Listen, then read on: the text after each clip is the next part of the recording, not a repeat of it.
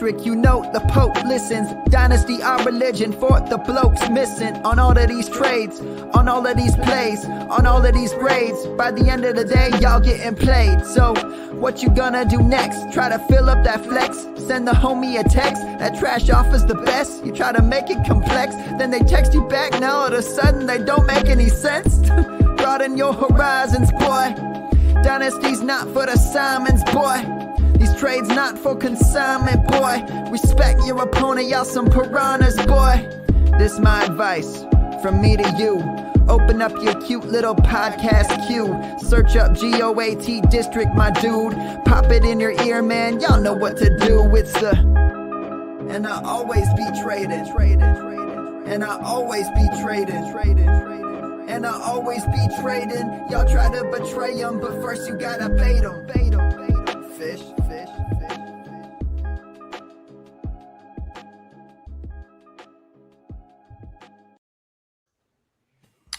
What is up, Fantasyland? We are back in the district for our first draft board review of the season.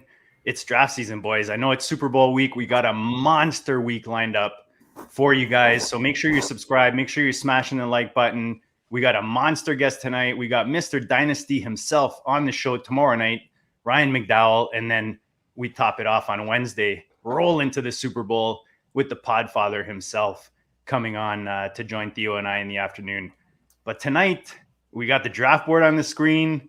We got one of my favorite dudes overall in the industry. And obviously, you guys agree with the amount of follows this guy has. But whether you see him in the ship chasing with the ship chasing guys with Pete, or whether you're listening to him on the Flowcast, welcome to the show, Davis Maddock.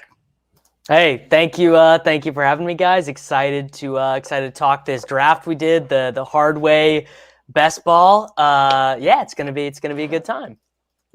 Yeah, we're pumped to have you on. Dan already mentioned that he's gonna be he's gonna send me an invoice basically for the tech advice you gave me on some crypto that I picked your brain on earlier, just so we don't take up too much time on the show. But look, we're pumped to have you on tonight.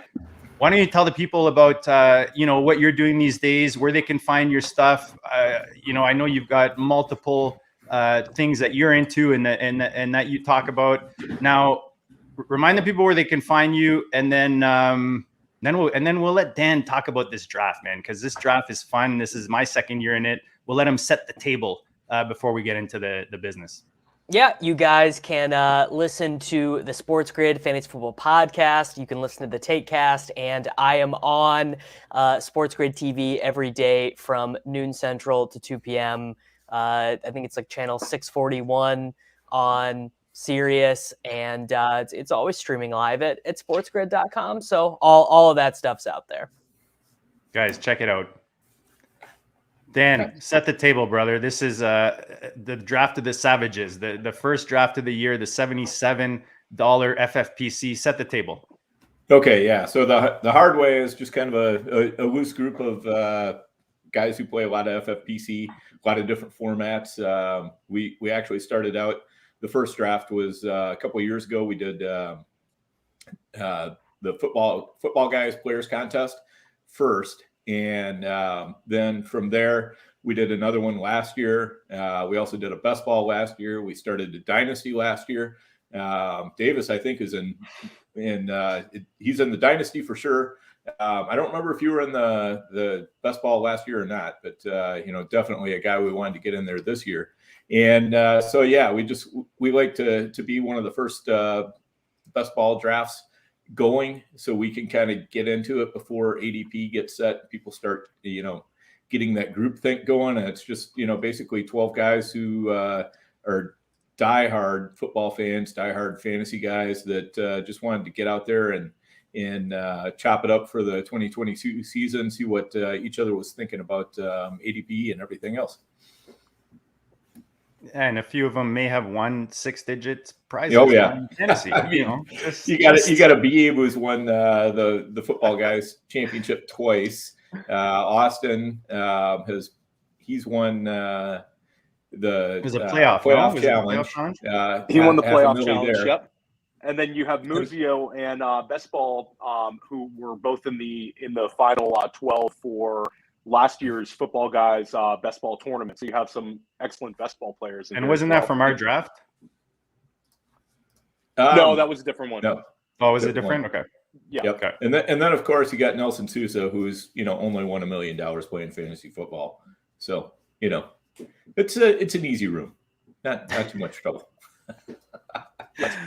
It's awesome. I draft against these guys too often, but it's always fun, especially this early. Like Dan said, I feel like in a way we're helping set ADP, where you could take a stab at a guy and potentially you get a value, or your player might sink and crater. There's so much going on where we have the NFL draft and we have free agency coming up, so you have to have kind of an eye on those things. It's just an awesome experience, seeing where other players' heads are at this time of the year while you're building your own team. It's always interesting, the comments too. Hey, Davis, when you make a pick and you get a couple comments in the draft coming from the peanut gallery, it always makes a little self-conscious. I screwed myself over with. I did not set my queue. I did not set my queue. So for people who don't know, I forgot about that. Basically, when the clock turned over to 2022 on the FFPC, their overnight timer was not working. It's not anyone's fault. I'm not that mad about it, but it did mean that I got auto drafted, basically my least favorite player in the NFL, in Ezekiel Elliott in the 4th round. Now, granted, is Ezekiel Elliott probably going to go at minimum 12 picks higher than this when we're doing drafts in August? Yes. Is it fine? Yes, it's fine. But I also, if you guys are familiar with my work, I'm not really taking running backs in the 4th round like ever, pretty much. So that part was not great. Well, and you also have to ready deal to call with you Automatic instead of Davis-matic. So yeah, yes, that's a big part of the brand. Yes, and it's equally bad drafting Zeke Elliott in a draft where you're involved with Noah Riddell, where you've got to see him just absolutely bash Zeke and talk Pollard over Zeke. It's in the league chat. It's tough.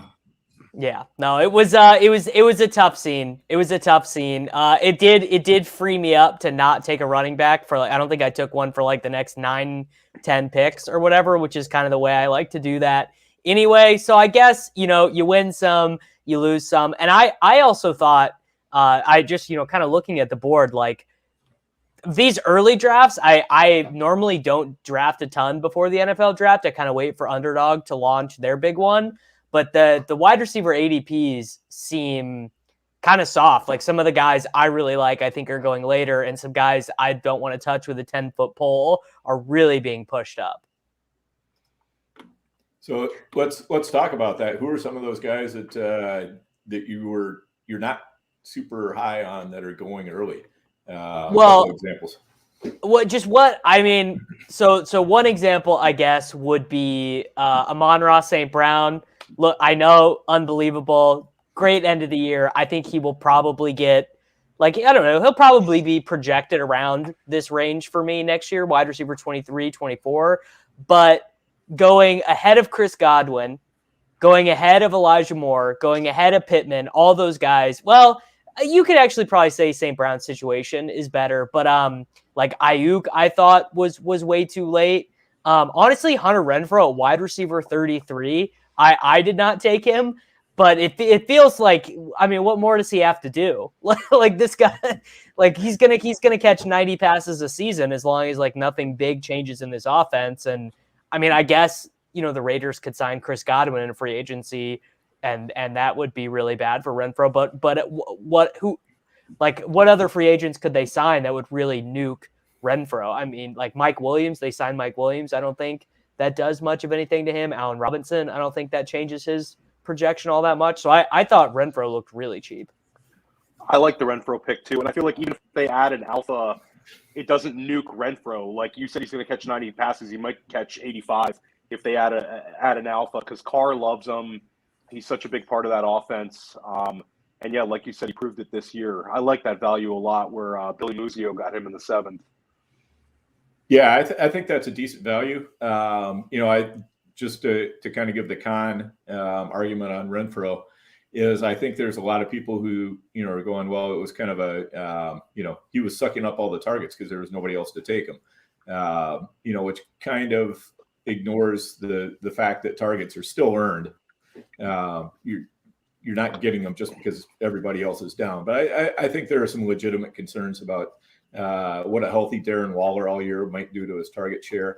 And you certainly feel like they're going to be addressing the wide receiver position in the draft or free agency, one of the two.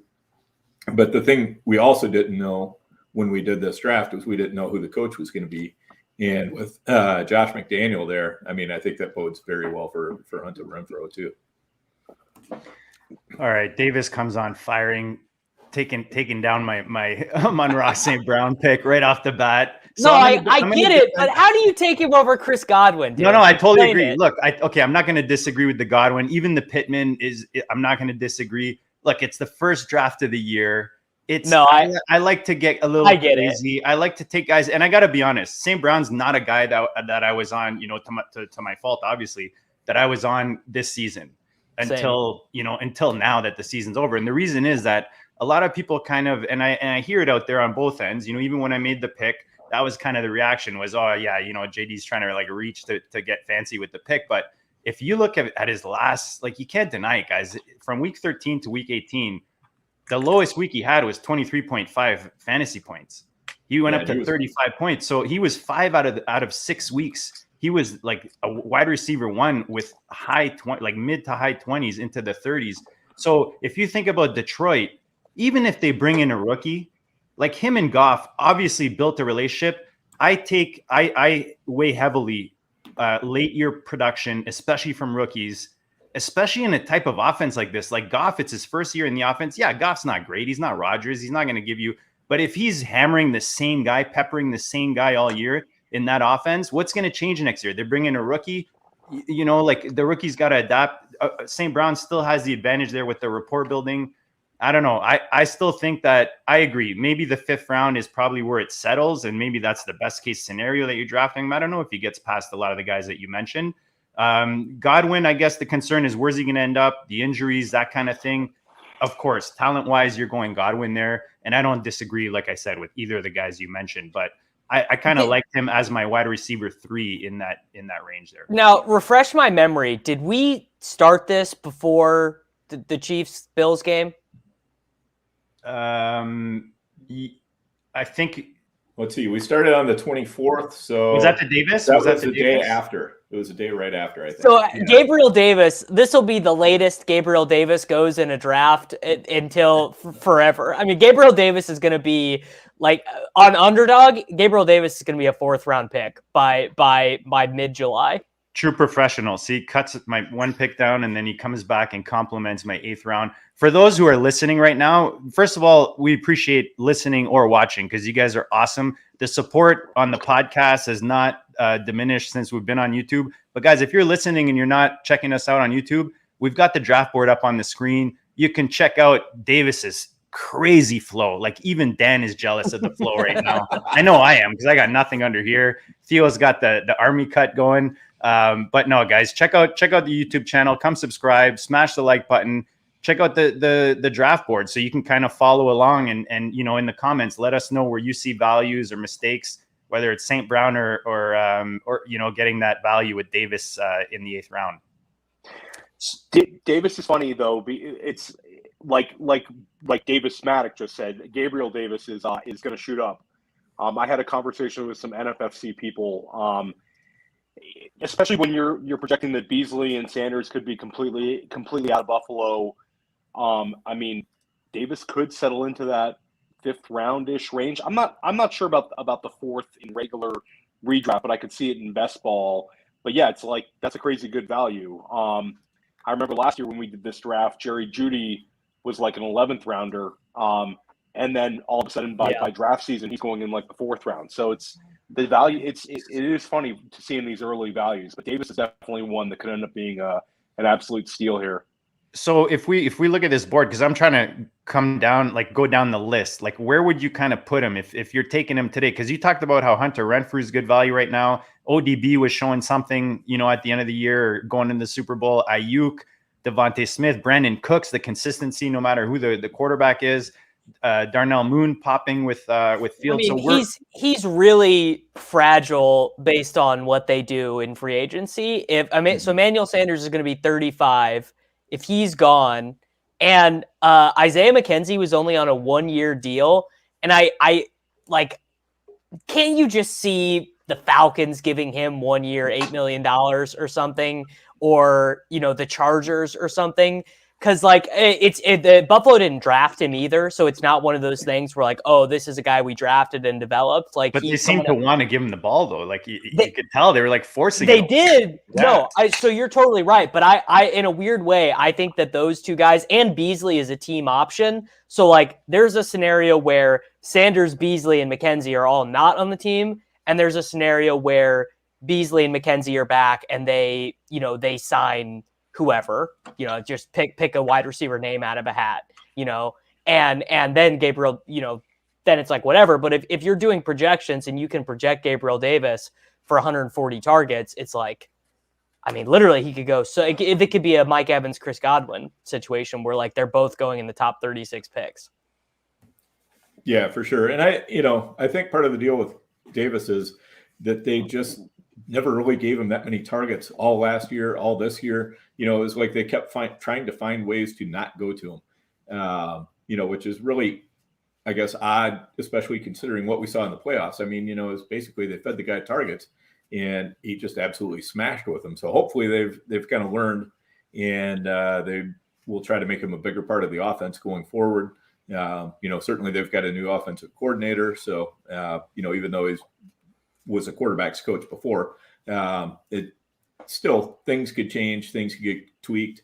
I would definitely be bullish on Davis. If I could get him in the middle of the 8th, I'd be very, very happy with that right now.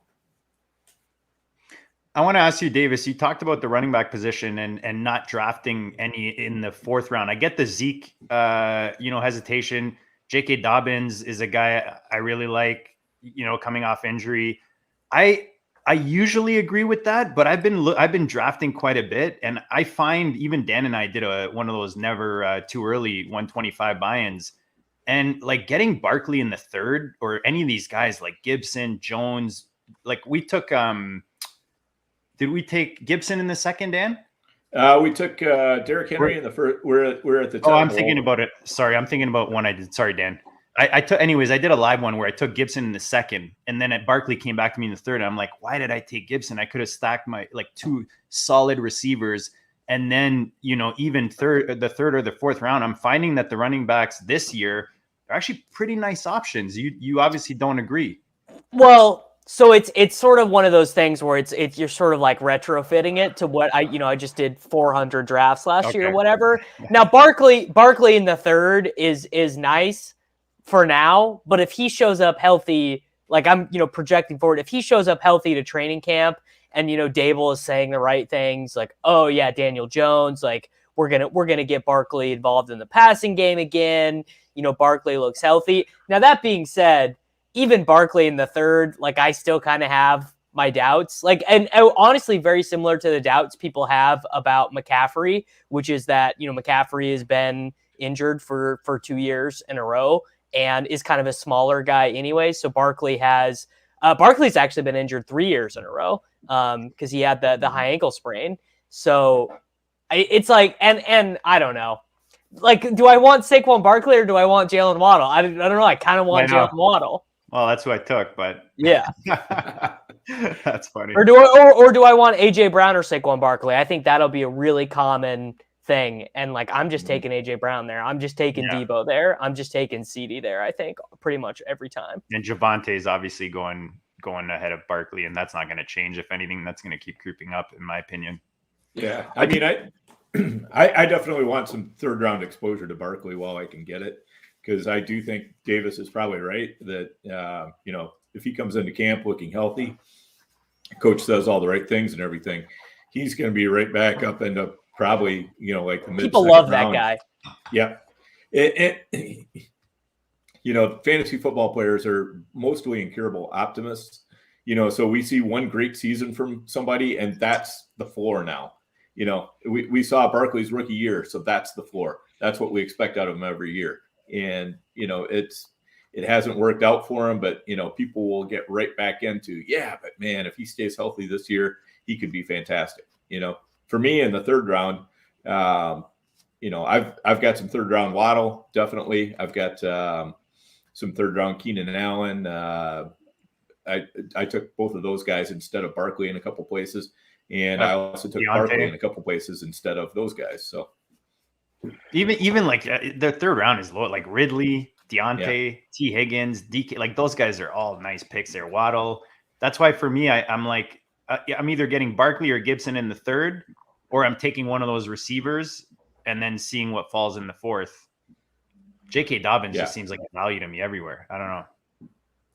But I see. Sorry, go ahead, Theo.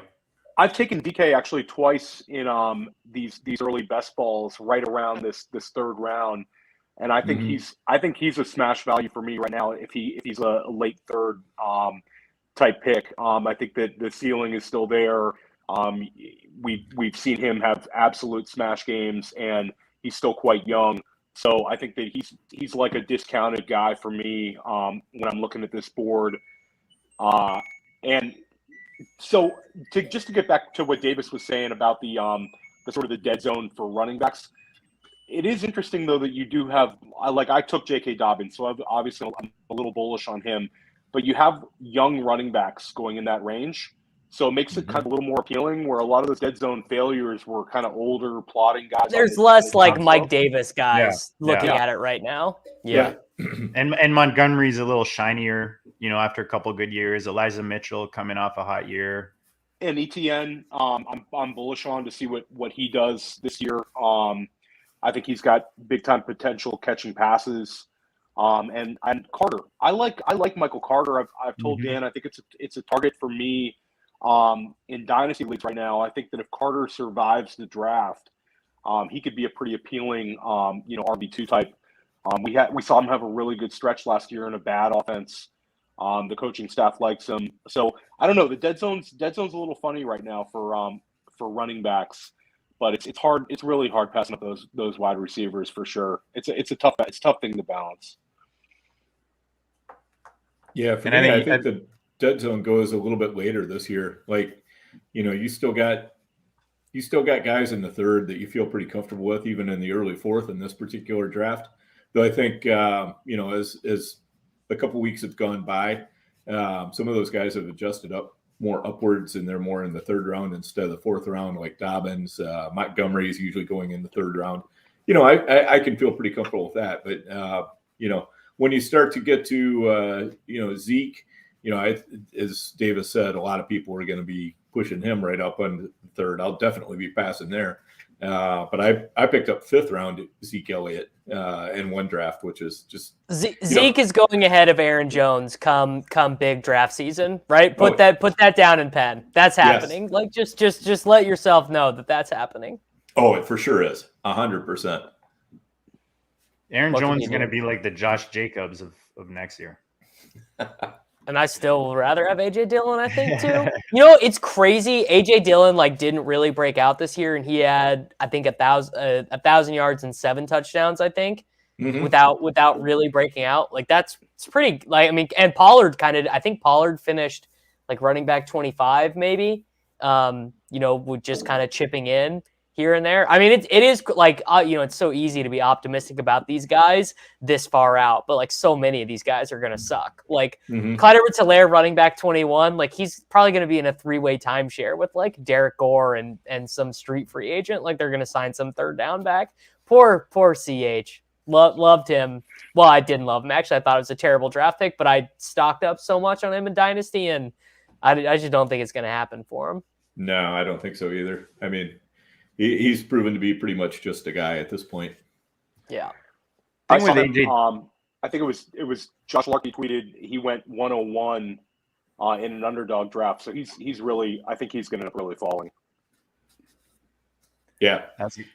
And the funny thing, getting back to Aaron Jones and A.J. Dillon, is the funny thing is, A.J. Dillon seems like a value here.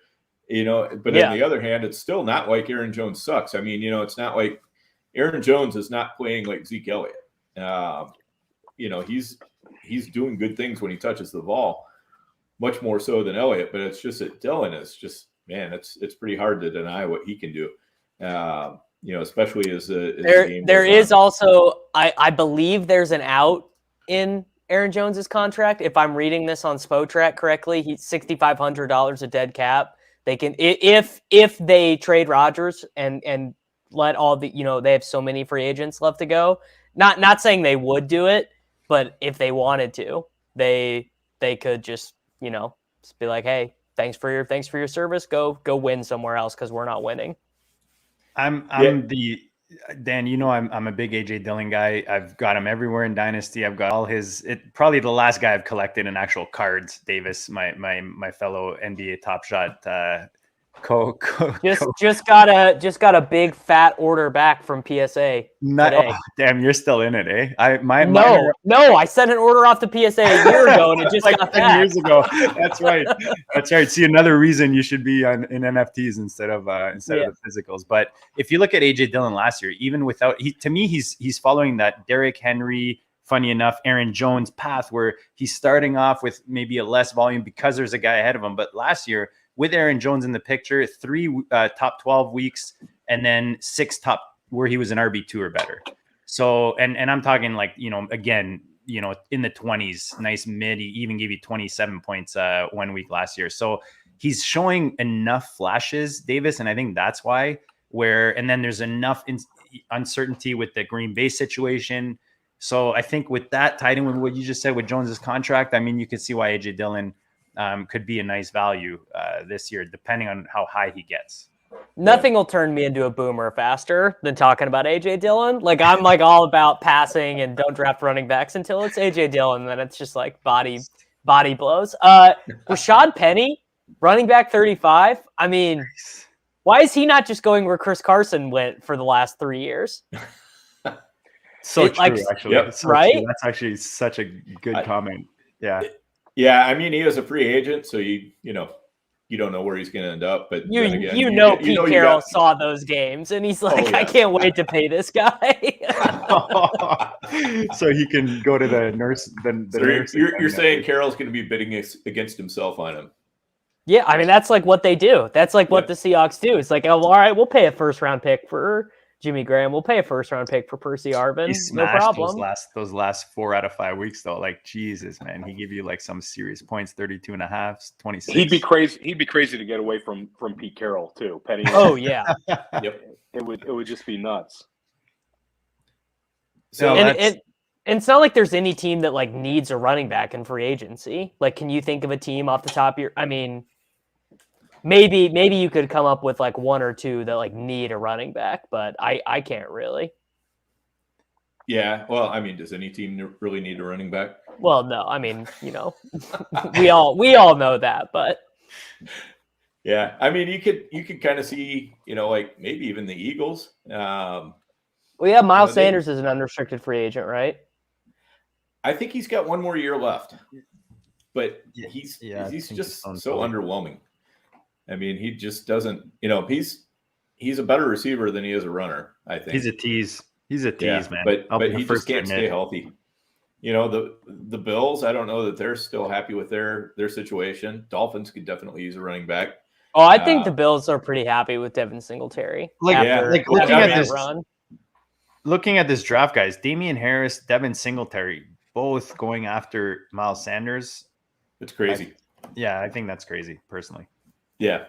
I think, though, to be fair to Scoundrel, he scoundreled himself there because he went on auto draft, and Sanders Robinson. and Allen Robinson were both auto drafts with nobody in the queue. So they were just the top guys. Yep.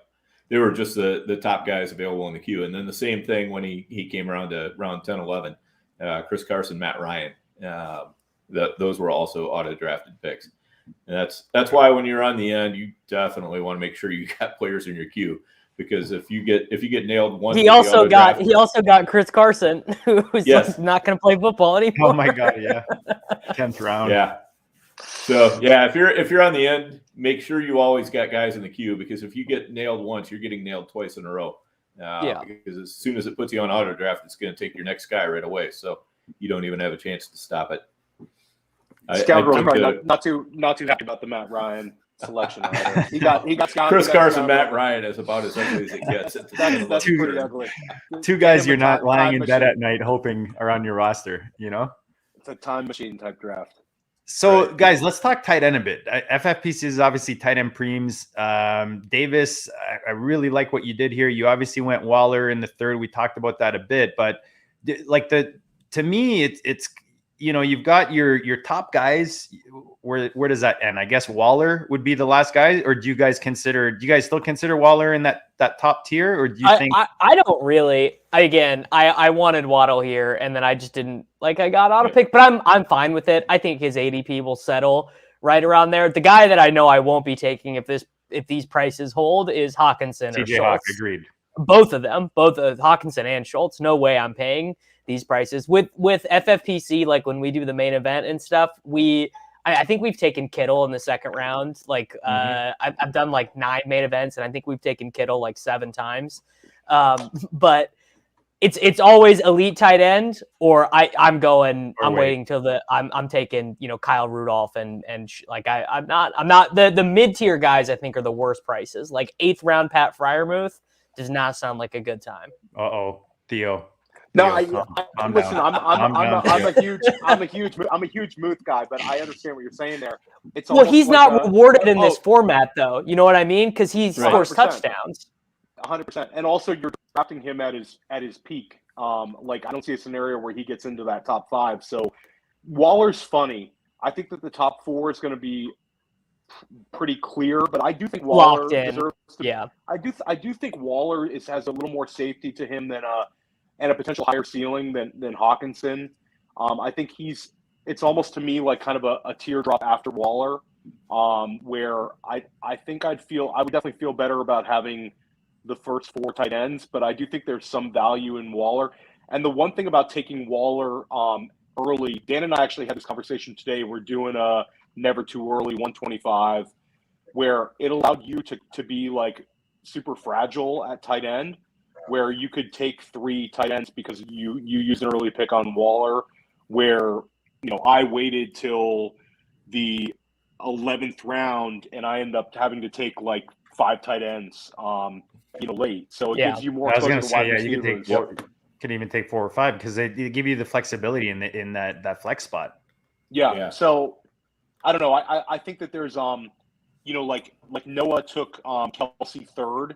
And I think Kelsey is going to go lower than that in redraft, but I could see the appeal of using an early best ball pick on him there, because again, it allows Noah just to fire off, wide receiver values, especially when you get in the double-digit rounds, and you'll still find those, potential week winner wide receivers. So I don't know. Waller's kind of funny, but I do see Hawkinson. I think that's probably going to be a fade for me if he goes right there. Schultz is scary. He's a free agent. He could end up, just losing so much value. Goddard's interesting to me. We saw Goddard have, a spike game towards the end of the year. He's young. He seems to still be having an upward trajectory. Of all the kind of dead zone tight end types, I think he'd be the one that I like the most. And of course, Abib took him in this draft. Yeah. Right. So Davis, at what point in this draft are you kind of back in on tight end? If you didn't take one early, then where are you hopping in if you didn't have Waller? Where you had him? Where's the group that you'd like to collect? Yeah, so I'm going to the tight end 20 and later, and I'm hoping to take. So in this draft, I took 3. One because Ferkser at tight end 45. It's Anthony Ferkser is going to catch 4 touchdowns or whatever, but I mean that could have easily been a wide receiver. But Hooper is going to do. He's going to score 120 tight end premium PPR points. He's not going to have any spike weeks. Tunyon coming back off the ACL. Evan Ingram at tight end 23. Obviously he's useless. I love that whoever took Trey McBride. Who took Trey McBride? Is that you, Theo? Or is that Dan? I see. No, that was me. I knew it was Dan. There you I go. saw Justin Tucker there, so I knew it was Dan's team. ahead of the curve. Trey McBride. I'm all in. I'm all in on this guy. Like I after watching him at the Senior Bowl and stuff, like I can't wait to start taking this guy in rookie drafts. But that's pretty much always. Yeah, and that's why I took him there, because when you force yourself to take Evan Ingram, you've just got to cleanse the palate somehow. And Trey McBride was the palate cleanser for me. And Dan is the tight end whisperer, so he yes. had the foresight of taking Trey before the blow up at Senior Bowl. We decided Kylan Granson's going to be the hashtag brand tight end of the show this offseason out in Indy. I like Granson. Yeah, he's a nice tight end 4 in these things. Yeah. But I mean, that's pretty much the move. Is I think you either take one guy super early and then your favorite late. I took Troutman. He plays a bunch of snaps. I not that I'm really into Adam Troutman or anything, but some of these teams that took like the way Dan did it, he took 5 tight ends, and I'm like that seems fine. I mean, that seems actually kind of optimal to me in this format if you're not taking one until the 11th round. I really wish that the guests or the chat's comments didn't cover our guest picture, because I'm like hesitant to put him up, but we get some good comments from the chat, but for some reason it covers our guest's face. So Anna, shout out to Anna and Kyle joining the chat. Yep, for sure. So let's just kind of JD, we kind of ripped on his draft a little bit. Theo and Davis, we kind of ripped on his a little bit with the auto drafts. Theo and I, we haven't really ripped yet. So I think in equal opportunity ripping, we need to get in there and kind of deconstruct me and Theo's drafts. I mean, I'll start with mine. I got I think if I had it to do over again, T. Higgins instead of Deontay Johnson, I think I might go Johnson at this point. And then the one that I really wish I had back was Kyler Murray over Justin Herbert. Murray's upside is definitely intoxicating, but I think I would have been better served with. I don't know. He unfollowed the Cardinals, Dan. I don't know if you heard, but he unfollowed I did hear that, Twitter yes. And on Instagram. I'm so worried. So, but overall, I just tried to do what Davis was talking about. I didn't get an early tight end that I liked, so I just sat and hammered a few later ones and just rack up on the running backs and wide receivers. How did we let you get Daryl Williams at running back 78?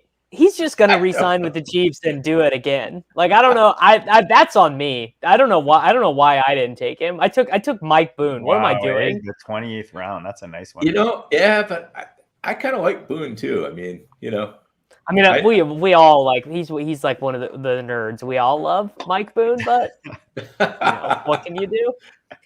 Right. That's true. Yeah. So that's I don't know. I definitely felt like I would have done a couple things differently there. And there were a couple players like Gabe Davis. He wasn't, for whatever reason, I just wasn't seeing him. And Kadarius Toney was another one that yes, agreed. That was the same. And when I saw him go, I was like, yeah. And of course, it's because the Q has like all of last year's ADP, so those guys are just buried down in there. So sometimes you start scrolling and you just miss them. Yeah. So Now Theo did the double expensive quarterback strategy, which I do not like for best ball.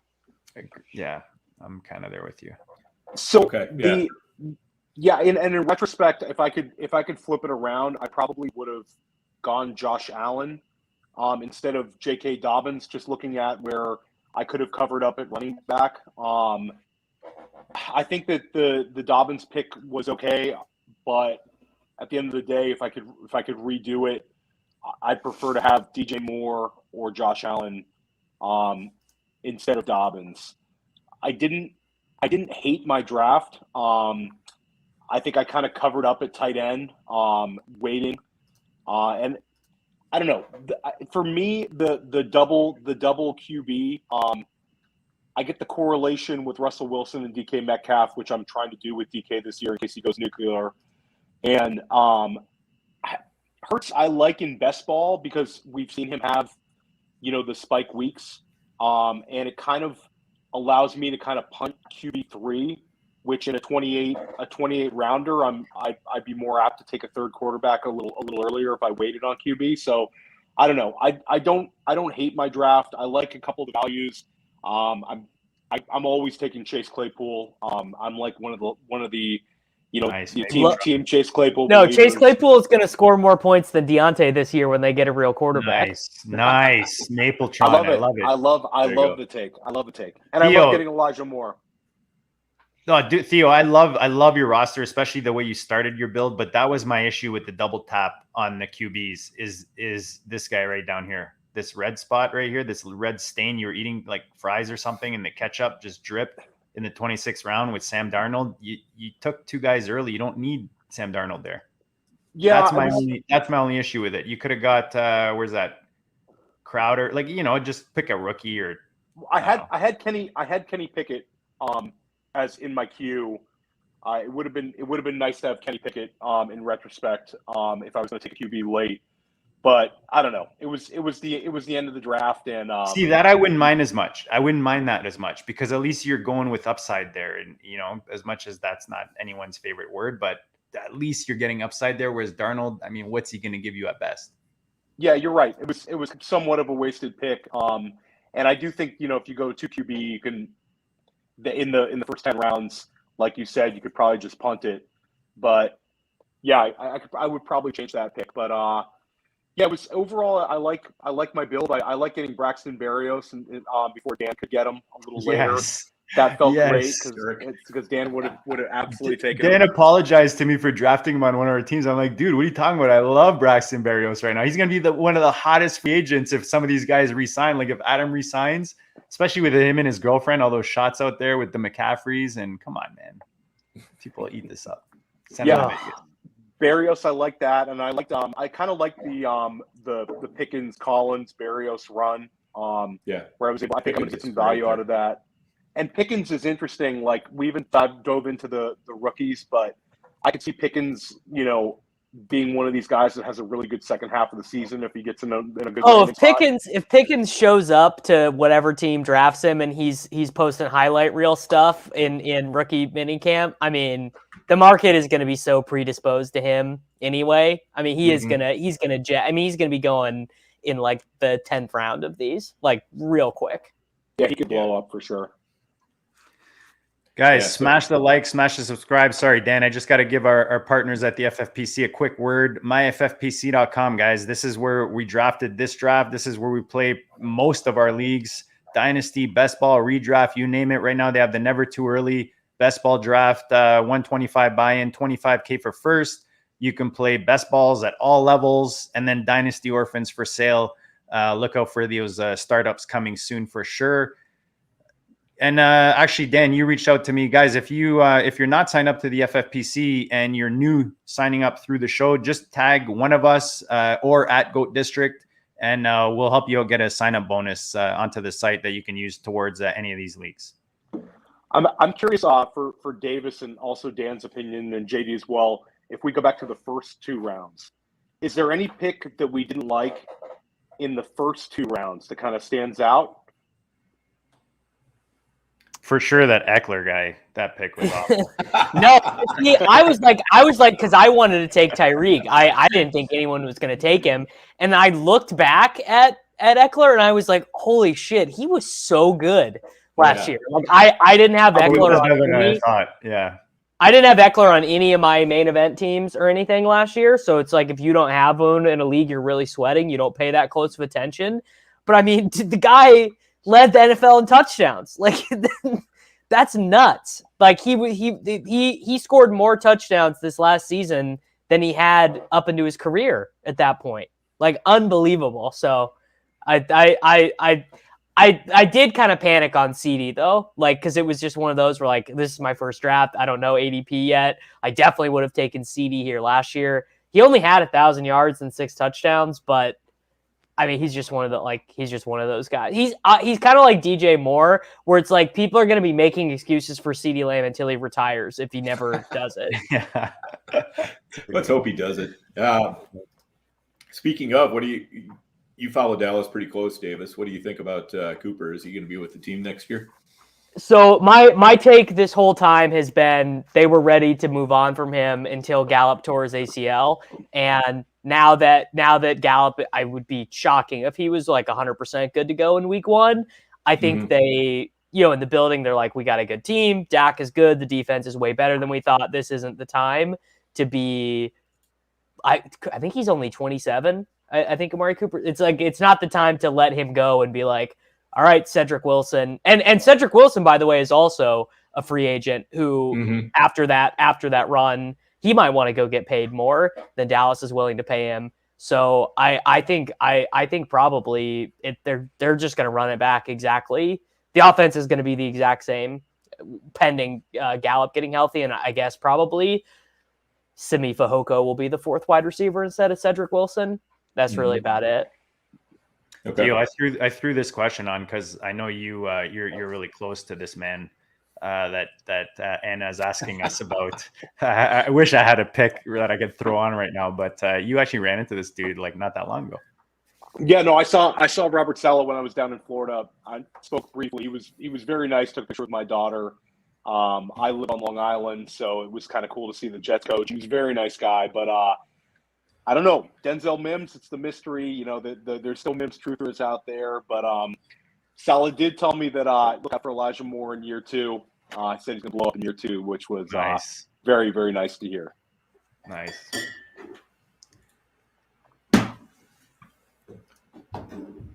All right. I just wanted to say the pick I made that was my favorite pick was Wandale Robinson in the 15th round. If people are not hip to Wandale yet, but considering the season that Debo just had, every guy who comes into the NFL who can run a little bit is going to get a bunch of juice. Wandale transferred from Nebraska to Kentucky and was basically their only good player on offense, or at least in terms of catching the ball. He had 900 more scrimmage yards than every other wide receiver on their team, and the guy's unbelievable. And I literally do think that Debo having this season he just had is going to push him up from like a maybe day 3 guy to being like, he's going in the 2nd round. Someone's taking him in the 2nd round because of what Debo just did, I think. Well, it's a copycat league, right? So other teams are going to start scheming guys in that maybe they weren't before. He's like LaVisca, but good. Well, there you go. Nice. Which pains me to say. Right. It pains a lot of us. Yeah, and I think we're kind of already hitting it a little bit, but the rookies, like Wandale Robinson, you can get him like 20th round or later still in some of these best ball drafts. I think JD and I, the one we did, he was still available in the 20th round, and but as we look at where the rookies have gone. What are you doing with rookies in these early drafts, and who do you really see as being big values? So we got Wandale as a big value, and George Pickens is a big value. Any others that you really like? Any values that you hate?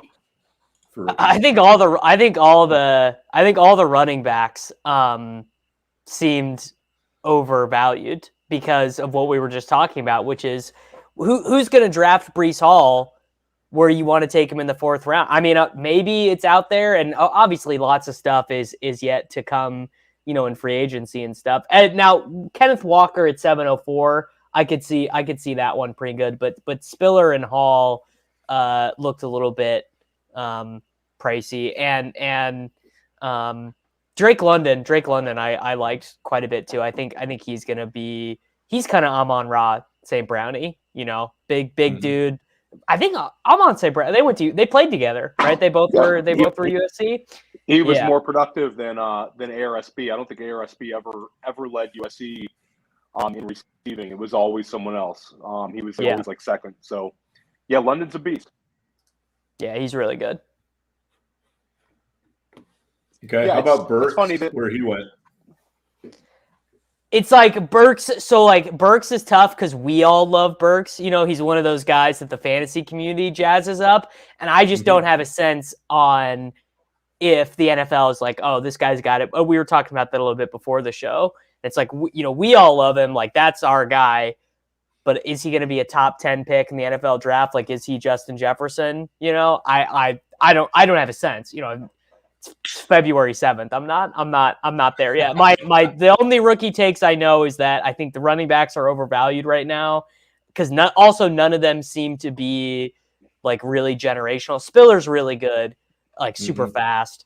And Wandale is gonna be like the new shiny toy, I think. Yep, there you go. Yeah, like I took Garrett Wilson. The reason why I settled on him after Treylon went is just basically because of the mock drafts I was seeing, like on the, NFL.com crawl and all of that. It seems like the NFL teams are a lot higher on Garrett Wilson for whatever reason than Treylon Burks.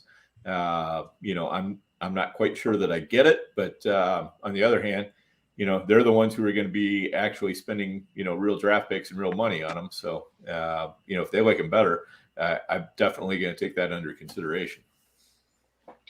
Yeah, I liked your pick a lot with Wilson, Dan. It was a good spot to get him. Yeah, I was hoping, to be honest, Treylon would make it back around to me, but I should have known with Nelson sitting there on the end, there was no way that was going to happen. So it is what it is. But anything else on rookies? Well, I took Malik Willis with the very last pick of the draft, and just because I like Malik Willis, but it sounds like if the people at the Senior Bowl are not lying, it sounds like some team's gonna have to trade up for him, and probably, I mean, who knows if we all learned our lesson with how bad Fields was and Lance not starting. Like, I don't know if we've really learned our lesson. But he is Willis and Corral are going to be interesting because Corral runs a little bit too, depending on who drafts them. What's guys? I'm gonna ask this around the table here. What'd you learn from this draft? Like, what's the thing that when you're done this draft, you couldn't wait to get to the next one so that you can kind of apply?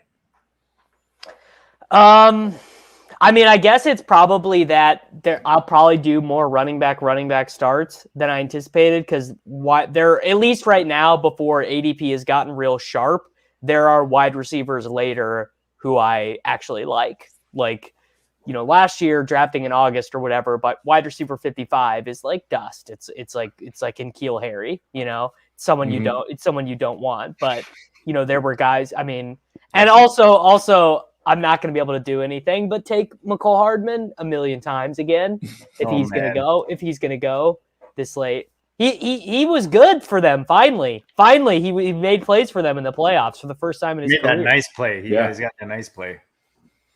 Yeah, he's not good for me. Discount Gabe Davis. Mm-hmm. Yeah. You don't want guys that you're hoping to buy in the offseason to go off in the playoffs, especially in the big games. No, you really don't. Dan, what's your lesson from this one?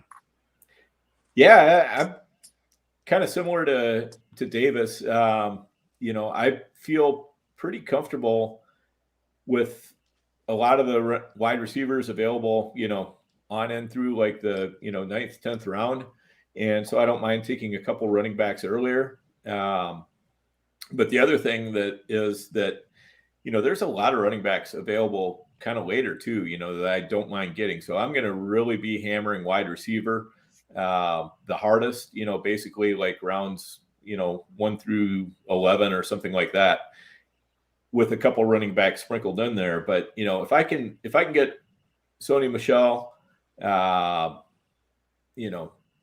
White could even be good. There's Gus Edwards, for God's sakes. Love Gus Edwards in basketball.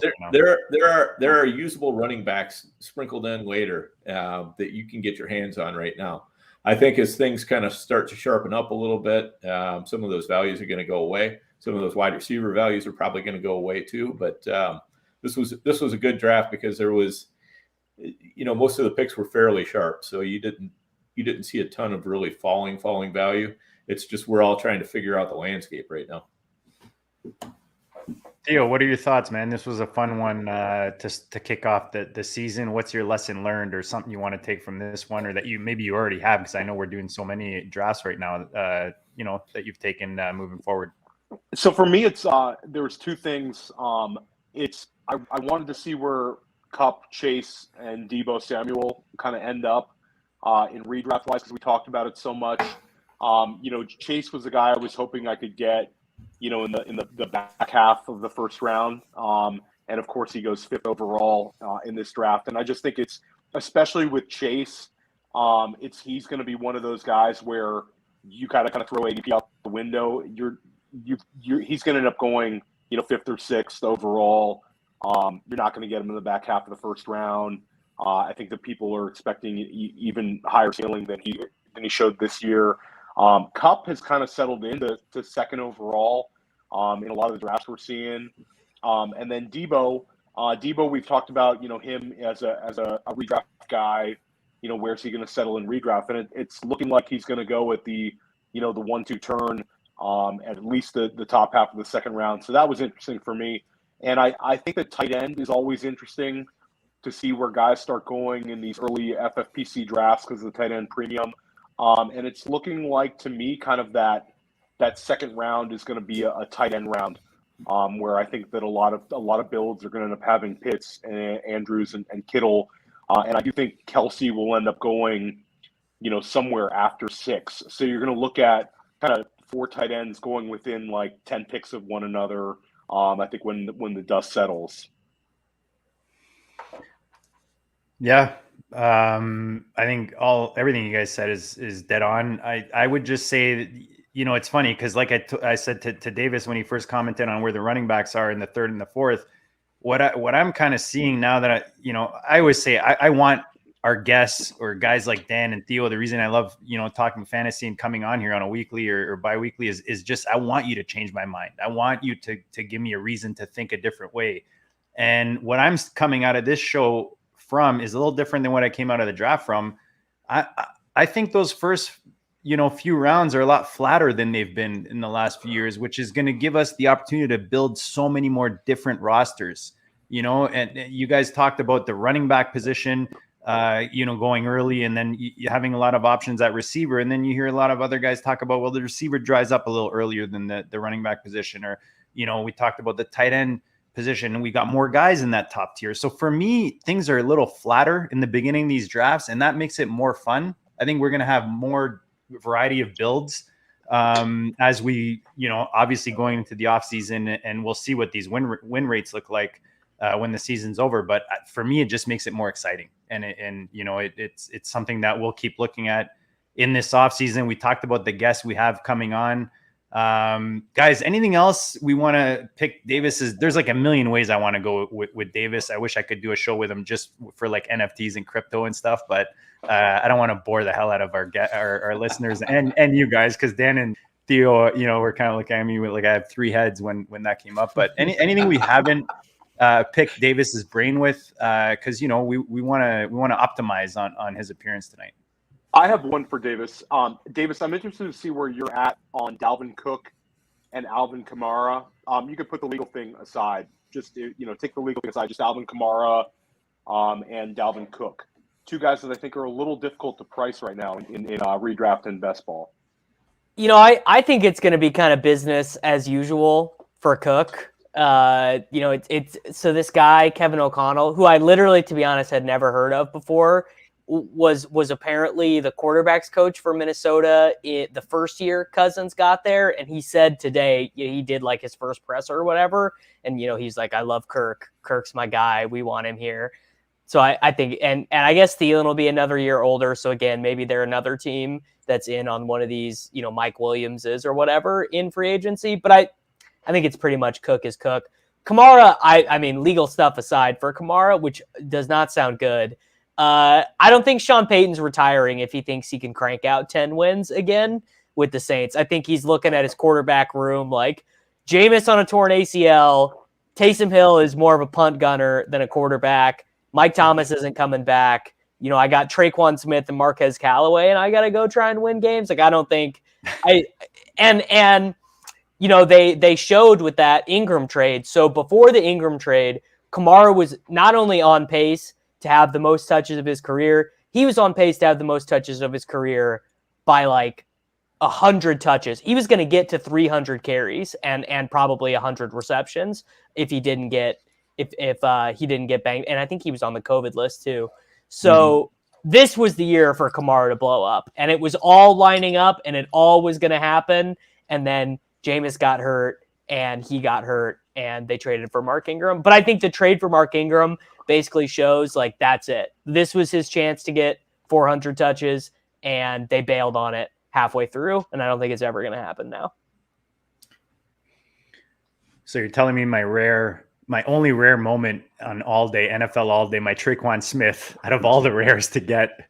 It's so funny. I got James Washington is my only rare. So we're basically both in the same boat. I like it. And then I watched some dude on YouTube and he cracks open Brady's last touchdown pass, like low number. He's just like, yeah, this is going to be good. I'm like, yeah, good for you, bro. Yeah, good for you, buddy.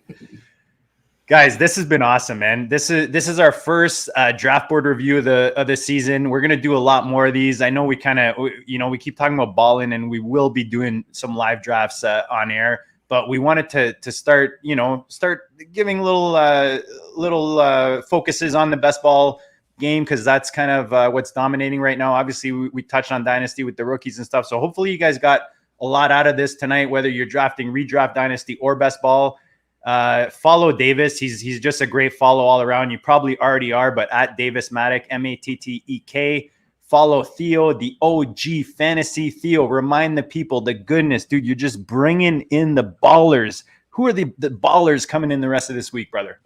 Well, this week is great. We're going 3 days in a row for Super Bowl week. Davis started out. This was an awesome show. We've got Ryan McDowell coming in tomorrow night to talk Dynasty. That's going to be awesome. And then we've got Matt Kelly, the Podfather, on Wednesday. And then next week we have Derek Brown, and then we have John Lobb on Tuesday, right? JD, that's John Lobb on Tuesday. Yep. So if anybody saw last week, we had Matt Hicks on. Matt and John are both putting out fantastic rookie content. So a lot of the rookies that Davis talked about and Dan talked about tonight that we're excited about, Matt went into great detail last week. I'm interested to see John's takes on some of these same guys. And John, also for fantasy players out there, last year John gave us his rookie that he wanted us to take, like his sleeper running back, and it was Khalil Herbert. So if you played fantasy this year, you got a couple of wins out of Khalil Herbert if you took him, in the third round or fourth round of rookie drafts. So that alone should get you to tune in this year. John Lobb will help you make some money. Dan, when you give your quick exit words, your words of wisdom, but you know what I forgot? Let's do a quick prediction on the Super Bowl, man. Like we're going in the Super Bowl here. Let's let Davis let the peeps know where his head is at going in this big weekend. I'm on the Rams. It's not like the greatest conviction I've ever had, and also a Super Bowl without the Kansas City Chiefs. I mean, is anyone are people that excited about this Super Bowl? Good for Joe Burrow. Whatever, it'll be whichever one of these guys wins, I'll be happy for them. And also the coaches are such donkeys, right? Do we really want to live in a world where these guys are rewarded for all these first down runs? It's like, so it's just kind of not that great of a Super Bowl. This gives me big Broncos Panthers vibes, where it was great. I'm glad we got so excited about that for 2 weeks. That game sucked. Oh, come on. It can't be that bad, can it? Well, maybe it can. Halftime show should be good. Halftime show should be good. Yeah. There you go. Yeah. So yeah, I think the Rams are going to win. I'd just like to see the Bengals do it just for the heck of it. Joe Burrow, Jamar Chase. Hopefully if they win, they do it by not running Joe Mixon on first down every single time. But, it kind of looks like they probably will. So that's why I'm picking the Rams. Theo, I'm gonna flip the script and I'm gonna go Bengals. I think Bengals win, and I think Bengals win by more than a field goal. I think they're gonna turn Stafford over, and I think that Joe Burrow's the real deal. We beat like Davis said, the Chiefs. The Chiefs lost twice to the Bengals in the last month. I think the Tennessee game, I mean, they seem like they're a little bit of team of destiny, and I'm rolling with Burrow and Super Bowl champion Zach Taylor. Nice. Yeah, it's one of those where my head says the Rams, and like you just said, Theo, it's hard to not cheer for the Bengals. Just everything about it as we talked about, but yeah, I think it'll be a better. It's funny because it's like the two teams that we didn't think would be there, right, Davis? That's kind of the thing, right? So it's like, now which one do you? Everyone for like the last month is like, well, it's just going to be Chiefs Buccaneers again, and then after the Chiefs beat the Bills, everyone was like, well, it's really going to be Chiefs Buccaneers. Like, I can't.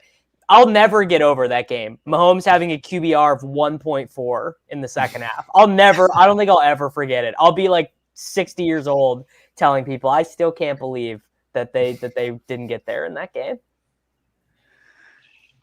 All right, boys. That was very un-Chiefs-like. Let's wrap this up. Davis, this has been awesome, man. I've wanted you to come on the show for a while, so Theo made it happen. We appreciate you taking the time. Good luck the rest of these playoffs and into this offseason. Hopefully we can get you back, maybe talk a bit more kind of dynasty later in the offseason. And good luck in all your endeavors, brother. Big fan of what you're doing. Keep it up. Let's do it. Thanks for having me, everybody. Yep. Theo, awesome Dan, show, guys. our pleasure, guys. Great Cheers, show, boys. Guys, smash the like, smash the subscribe. We'll check you all later.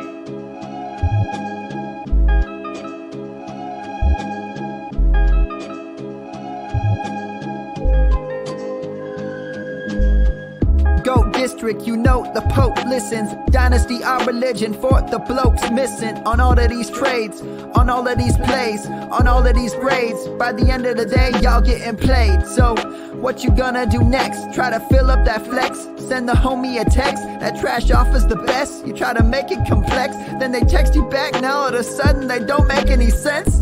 Broaden your horizons, boy. Dynasty's not for the Simons, boy. These trades not for consignment, boy. Respect your opponent, y'all some piranhas, boy. This my advice from me to you. Open up your cute little podcast queue. Search up GOAT District, my dude. Pop it in your ear, man. Y'all know what to do. It's the... And I'll always be traded. And I'll always be traded. And I'll always be trading. Y'all try to betray them, but first you gotta bait them. Fish.